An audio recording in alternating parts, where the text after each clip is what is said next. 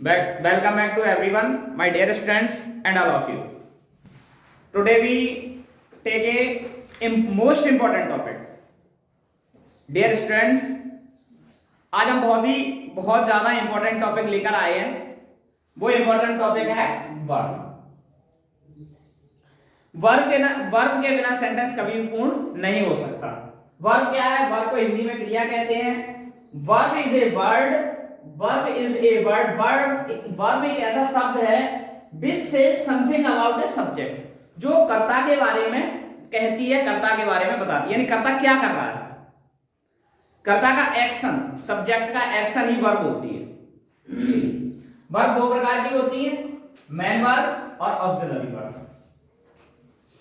Auxiliary verb, main verb क्या है? Main verb वो होती है जो सब्जेक्ट के अनुसार कार्य करती है. हेल्पिंग वर्ब भी मेन वर्ब का सपोर्ट करती है. ठीक है, इस प्रकार से हम इसको समझेंगे. अब क्या है कि मेन वर्ब दो प्रकार की होती है, फाइनाइट वर्ब और non finite verb. Auxiliary verb भी दो प्रकार की होती है, प्राइमरी वर्ब और मॉडल वर्ब. लेकिन हम इसके बारे में थोड़ा सा जानेंगे कि मेन वर्ब में और ऑक्सिलरी वर्ब में क्या डिफरेंस होता है.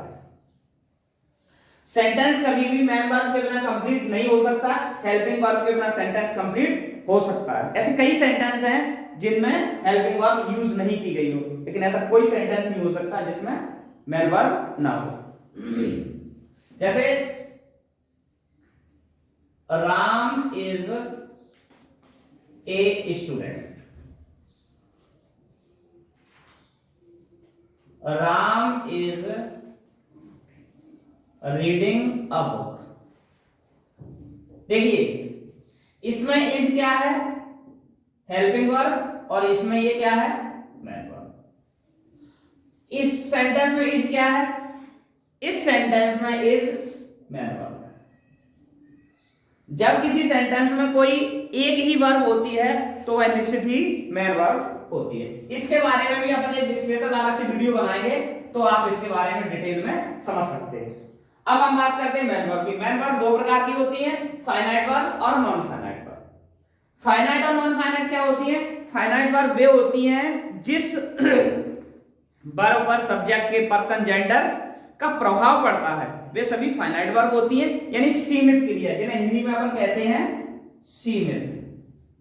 सीमित किसके अनुसार? सब्जेक्ट के नंबर, पर्सन और जेंडर के अनुसार. नॉन फाइनाइट असीमित. मैं एक सेंटेंस आपको लिख के बताता हूं. Ram wants to read a book. They want to read a book. देखिए बच्चों, इसमें देखा हमने wants, इसमें want. To read. मैंने कहा ये want क्या है?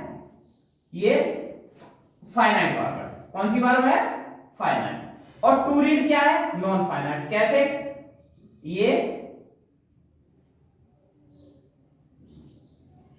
कैसे है ये? देखिए राम सिंगुलर सब्जेक्ट है, दे प्लूरल सब्जेक्ट है. तो राम के अनुसार इस वांट्स पर क्या है? इसमें एस लगी, इस पर प्रभाव पड़ा. दे इस पर प्रभाव पड़ा क्योंकि ये सिंगुलर था, ये प्लूरल था. लेकिन टू रीड पर कोई प्रभाव नहीं पड़ा, चाहे सब्जेक्ट सिंगुलर हो या प्लूरल हो. तो जिस सब्जेक्ट का वर्ब पर प्रभाव पड़े वह फाइनाइट वर्ब होती है, और जिस सब्जेक्ट का वर्ब पर कोई प्रभाव ना पड़े वह हमारी नॉन फाइनाइट वर्ब होती है. ये टॉपिक क्लियर समझ में आया? इसके बारे में भी अपन अलग से वीडियो और बनाएंगे जिसमें अपन इसको बहुत अच्छे से समझेंगे. अब ऑक्सिलरी वर्ब. ऑक्सिलरी वर्ब भी दो प्रकार की होती है, प्राइमरी वर्ब और मॉडल वर्ब. प्राइमरी वर्ब वे होती हैं जो हम सामान्यतः अपन जिन्हें पढ़ते हैं, और मॉडल वर्ब किसी भी सेंटेंस में अपन जिनको यूज करते हैं एक मूड के रूप में, यानी उनका एक अपना विशेष महत्व होता है मॉडल वर्ब का. Primary verb is, are, am, was, were, has, have, had, will और शैल, यानी ये सभी वर्ब टेंसेस में यूज होती हैं, इन्हें हम प्राइमरी वर्ब कहते हैं. Modal verb can, could, may, might, ये कंडीशन के अनुसार यूज होती हैं। मॉडल वर्ब जितनी भी हैं इनमें condition, respect, permission, request, command, ये सभी क्या है, ये मॉडल वर्ब होती है। कंडीशन के अनुसार यूज होने वाली वर्ब मॉडल वर्ब होती है। अब हम बात करते हैं ट्रांसिटिव वर्ब और इंट्रांसिटिव वर्ब। देखिए ट्रांसिटिव और इंट्रांसिटिव क्या होती हैं, वे वर्ब जिनके ऑब्जेक्ट होते हैं वे सभी ट्रांसिटिव वर्ब होती हैं। वे वर्ब कौन सी, जिनके ऑब्जेक्ट होते हैं। जैसे मान लीजिए ये वांट क्या है, ये रीड क्या है, एक अलग से सेंटेंस लिखते हैं। जैसे ये सेंटेंस लिखा हुआ है, Ram is reading a book, ये ऑब्जेक्ट है। वर्ब के बाद हमेशा ऑब्जेक्ट होता है, यानी ये वर्ब कौन सी है, ट्रांसिटिव वर्ब। और राम गोज टू स्कूल, ये गो क्या है, गो इंट्रांसिटिव वर्ब है। इस गो वर्ब का पैसिव वॉइस नहीं बन सकता, इंपरेटिव सेंटेंस में हम पैसिव वॉइस बना सकते हैं, ठीक है।